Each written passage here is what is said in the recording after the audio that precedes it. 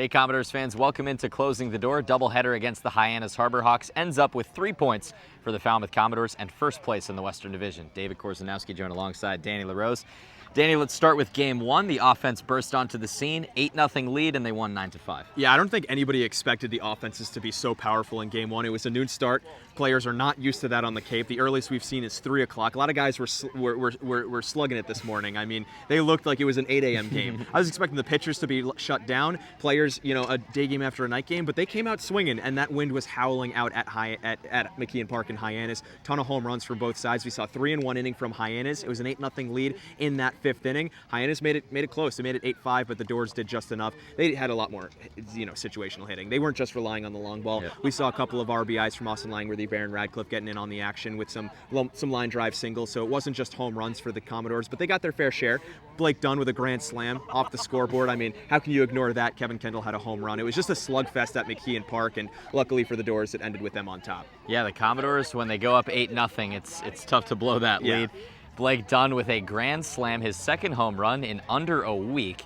He took advantage of 3 Pat Fredrickson walks and brought them all home on the big fly. And Haylee Blitch caught up with the center fielder after game number 2. Haylee.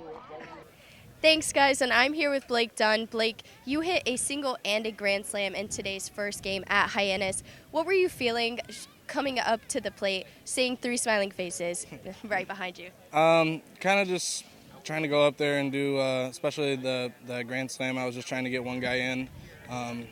Less than 2 outs, I was just trying, especially once I got 2 strikes, I just wanted to get something in the air so that I could get a sac fly, and it ended up, I think the wind kind of took it a little bit, so kind of thank Mother Nature for that one. But yeah, I was just trying to keep it simple.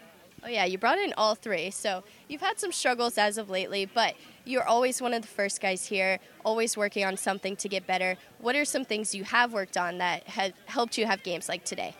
Just trying to shorten my swing, trying to work on staying on top of the ball. A lot of times I miss underneath it, so just trying to go into the cage and do the work that will help me get ready for the games. And sometimes it pays off, sometimes it doesn't. So I just got to keep going in day after day and keep working.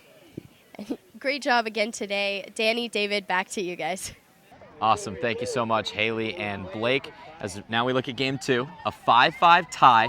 But first, let's start at the beginning of the game. The Commodores were down a little bit, but they clawed back from a 5-2 deficit. Yeah, before we get to the controversy that resulted in a tie, this looked like it was going to be a loss. It looked like the Dores were going to drop their second game of the summer to the Harbor Hawks, who have only won 7 times. So it was looking dicey for Falmouth for a while. They were down 5-2 off of a home run, but then clawed back. And this team, they show resiliency just about every single ball game. They're never out of a game. They only had about 3 or 4 innings to work with. Got a couple RBI singles from Troy Claunch. Zach DeLoach had a big triple, brought home the game-tying run when he scored on the Claunch single. And again, it's not the long ball that they're relying on. They're really spraying the field in all departments. They're picking up on runners that get on base. They're capitalizing on any base runner they can get. Really solid team performance today, and it was 1 through 9 who was helping out. The bottom of the order especially looked solid in this ball game.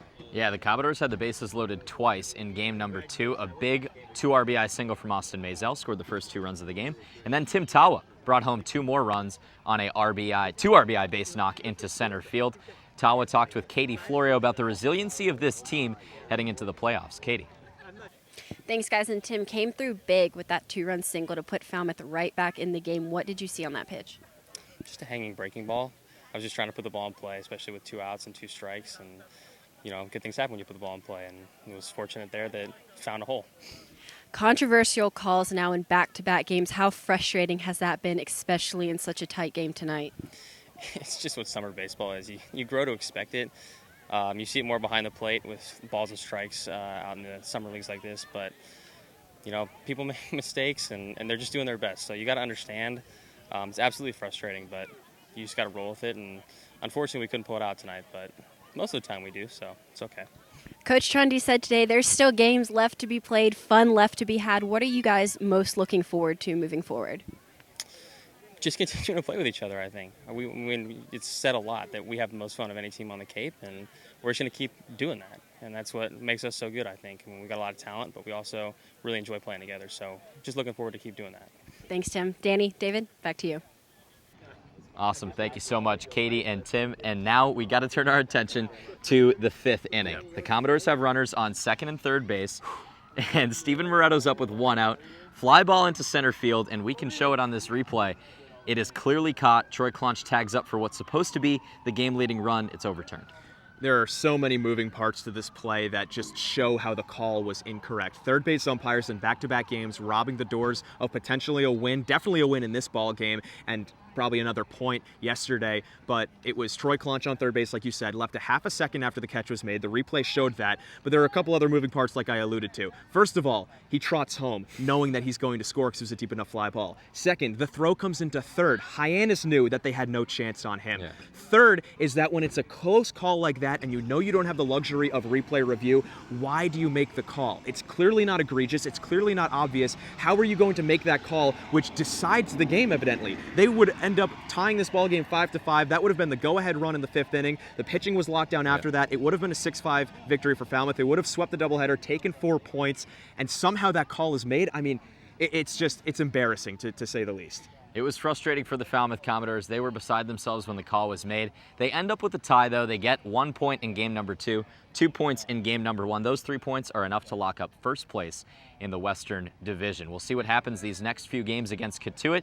First of those matchups coming at 5 p.m. tomorrow night at Lowell Park. So the Commodores get a tie, and they sort of anticlimactically, if that's a word, clinch first place in the West. Thank you so much for joining us on this long Monday here on Cape Cod. For our videographer Severin Levenstein and Haylee Blitch, Katie Florio, and Danny LaRose, I'm David Korzeniowski saying so long. We'll see you tomorrow night at Katuitt.